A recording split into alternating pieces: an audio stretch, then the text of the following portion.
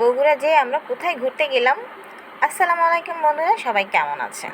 তো যাক বগুড়া কোথায় আমরা ঘুরতে যাব সেটা শেয়ার করতে চলে আসলাম। বের হয়ে গেলাম ঘোরার জন্য। মা গো মা, বগুড়াও জ্যাম। শুধু জানি ঢাকা শহরে জ্যামে জ্যামে ভরপুর।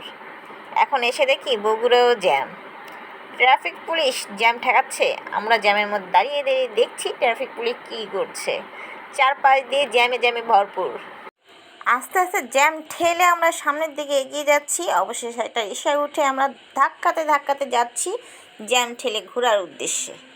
তো এই জ্যাম ঠেলে যেতে যেতে আমার হাজব্যান্ড প্রায় ক্লান্ত হয়ে গেছে, সে ঘেমে শেষ। গেঞ্জি ধরে সে বাতাস খাচ্ছে, যেন হাওয়া বইছে চারপাশ দিয়ে এই জ্যামের মধ্যে। আমার ভালোই লাগছে। তো সামনে এগিয়ে দেখলাম জ্যাম একটু কম, রাস্তা ফাঁকা। বগুড়া শহরে রাস্তার কাজ চলছে, হাইওয়ে রাস্তাটা অনেক চওড়া করছে। ও আসল কথাই তো বলাই হলো না, আমরা কোথায় ঘুরতে যাচ্ছি। আমরা যাচ্ছি মমইনে ঘুরতে। তো কিছুক্ষণের মধ্যে আমরা মমইনে প্রবেশ করব। এই চলে আসলাম আমরা মমইনের গেটের কাছে। এখান থেকে আমরা টিকিট কেটে ভিতরে প্রবেশ করব। আমার হাজবেন্ড টিকিট নিচ্ছে জন প্রতি 200 টাকা। ভিতরের পরিবেশটা বাহিরের দেশের মতো পুরাই।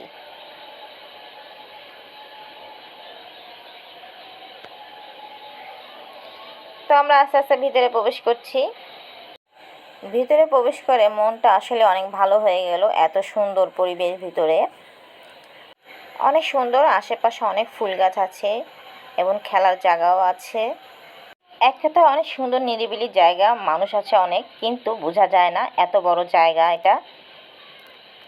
বগুড়ার ভিতরে আসলে অনেক সুন্দর সুন্দর জায়গা আছে ঘোরার মতো, কিন্তু আমাদের সময় ছিল খুবই কম, যার কারণে আমরা সব জায়গায় ঘুরতে পারিনি, সব কিছু দেখতে পাইনি। তারপরও আমরা সময় বের করে এখানে ঘুরে গেলাম এবং এখান থেকে আরও 2 জায়গায় ঘুরতে গিয়েছিলাম অল্প সময়ের মধ্যেই। যদি কারো মন খারাপও থাকে, এখানে ঢুকে তার মন নিমিষেই ভালো হয়ে যাবে। এত সুন্দর জায়গা, এত সুন্দর প্লেস এটা। তো আমার হাজব্যান্ড সেলফি তোলার জন্য এখানে রেডি হয়ে দাঁড়িয়ে পড়েছে, তা আমি তো ভিডিও করা নিয়ে ব্যস্ত।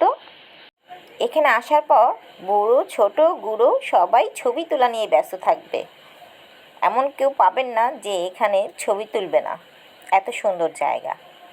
তো এত সুন্দর মাঠ আমি দেখে দৌড়াতে দৌড়াতে সামনের দিকে এগিয়ে যাচ্ছি এবং ছোট হয়ে গেছি দোলনা খাওয়ার জন্য। এখন দোলনায় বসবো, আমার হাজব্যান্ড একটু দোলনা দুলিয়ে দিবে আমাকে এবং সেও দোলনায় বসার জন্য আমাকে বলছে তুমি নামো, আমিও একটু দোলনা দুলি। তো কি আর করে, আমিও নেমে গেছি। সেও ছোট হয়ে গেছে, সেও দোলনা দুলবে। তো আমি নেমে তাকে একটু বসার প্লেস করে দিলাম, দিয়ে আমি দিলাম একটা ধাক্কা, তাকে ধাক্কা দিয়ে তার ভিডিওটা আমি করে নিচ্ছি।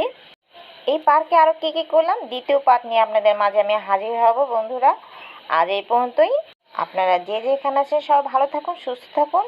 আবারও দেখা হবে। আল্লাহ হাফেজ।